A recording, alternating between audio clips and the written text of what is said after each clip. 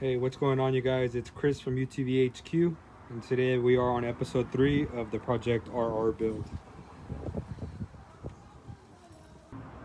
So as you guys see, we got all of our components laid out. Let's go through them one by one to see exactly what's going on the car. Right here, we got this 2021 RR Turbo. Going with that is going to be this Terminator wastegate from Whalenspeed. It's going to be going on right here.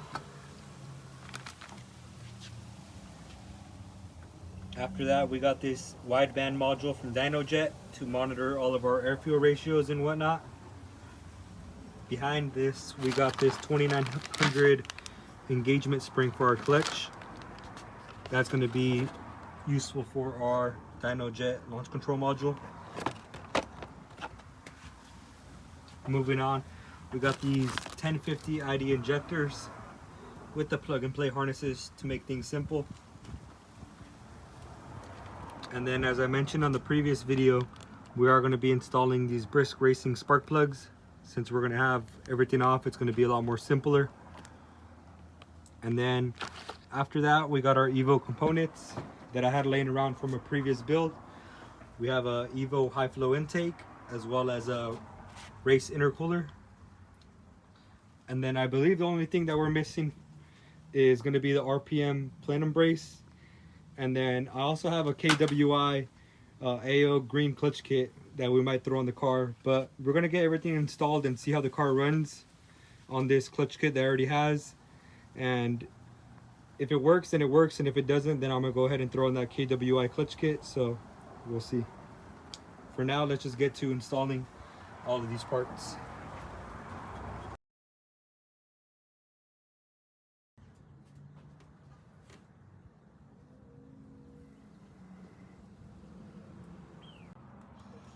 Alright, as you guys can see, we got the stock turbo off. Went ahead and got it from in between the seats. It was a lot more accessible from here. Having the intercooler off helped a bit too, but as you guys see, I'm gonna clean this up, throw a fresh gasket on there, and then start assembling the turbo RR turbo with the new Terminator wastegate, and then throw stuff back on. So let's go from there. All right, as you guys can see, I got both turbos side by side. Pretty identical, other than I believe that the double R intake and exhaust housing is just slightly bigger. On video, I don't know if you guys will be able to tell, but it is just a hair bigger. And here's the exhaust side of it. Still have them. I just tape for the coolant lines, and yeah, there they are. New Terminator wastegate from Whalenspeed. We'll go ahead and adjust that once it's on the car. So for now, let's go ahead and install it. Got the turbo on, wastegate on, and now we're gonna move on to removing this stock intake, so that way we could go ahead and throw our Evo high flow intake in there. So let's get to removing all the stock components. Evo high flow intake is now installed.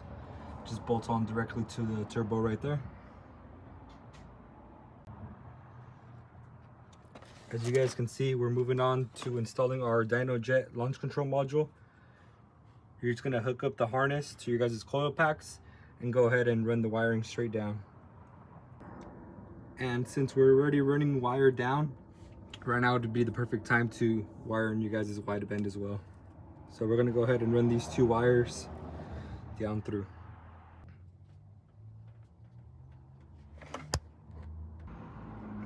Alright, so you run your wire all the way down inside these panels, and then I went ahead and put my launch control right here, and then you're going to run this port from your guys' wideband. It's going to go in between you guys' brake reservoirs. As you guys can see, we also got these RPM plenum braces.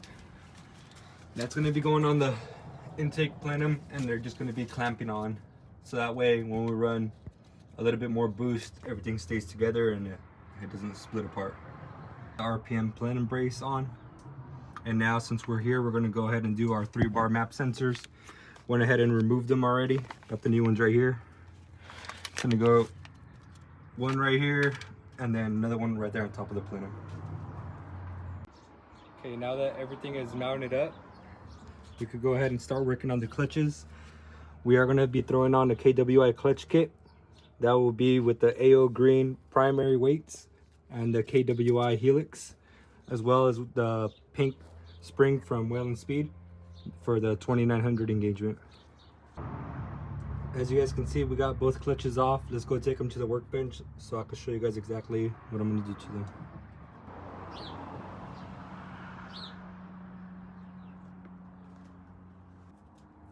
Alright, as you guys can see, we got our KWI helix on there with their weights and our pink clutch spring up in here. So let's go ahead and throw it on the car now. Clutch kit is now installed, as well as all of our other performance components. Now we're on to the last few steps of tuning the vehicle. But first, we're going to go ahead and pull out the fuel line and just get a bucket or something. I just have it set up like this. And you're going to go ahead and prime the system so that way you could get rid of that 91, because we are going to be going with the E85 tune on this.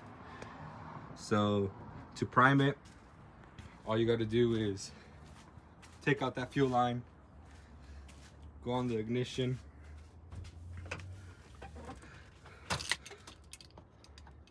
put in your key, and just tap the start button, and you should be able to hear it just for a second. So do that until all the 91 is out, so we could go ahead and fill it up with that E85. Now that we got all of the 91 out the car, we could go ahead and start throwing in some of this boost juice right here, you know? Some of this E85. Now that we're switching over to E85, don't forget to change your guys' wastegate crack pressure. Get yourselves one of these. And for us, we're gonna be adjusting it to 14. And that should be making somewhere around 30 pounds of boost on this Terminator wastegate. So let's go ahead and do that. All right, now that we have the car all filled up with E85, we could go ahead and flash the tune over. So we just go to flash tune and go over to our E85 WS240. Let's go ahead and start flashing the ECU.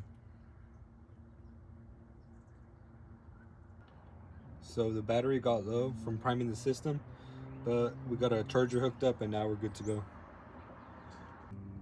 So now that our E85 tune is flashed, let's go ahead and shut off the vehicle and then go ahead and turn it on.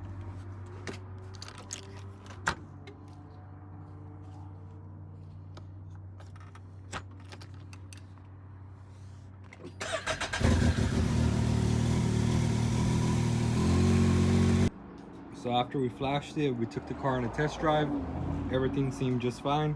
So now we're gonna go ahead and send those data logs over to Whalenspeed and get a final revision. So we talked to John over there at Whalenspeed, and he said that this car is gonna need a fuel pump and rewire kit. So we're gonna go ahead and install that now. It's gonna be just taking off the dash passenger panel. Fuel pump is located right there. We're gonna go ahead and throw the AEM on there with the rewire kit, and then switch out a fuse located on the driver's rear side. It's going to be that little box, as you guys can see down there. Switch out a fuse and we should be good to go. All right, so we got the AEM fuel pump in. It's going to be in there, and then we got our rewire kit, and we're going to go ahead and install it now, and we should be good to go after this. So as you guys can see, we got the Canam all loaded up. The last piece to the puzzle on this build is finally on. That AEM fuel pump and rewire kit. And with all the modifications we've done to this car, it should be making somewhere around 300 horsepower to the motor and around 255 to the hubs. So you guys know what's next. Some testing out in Hammertown. So see you guys there. Stay tuned.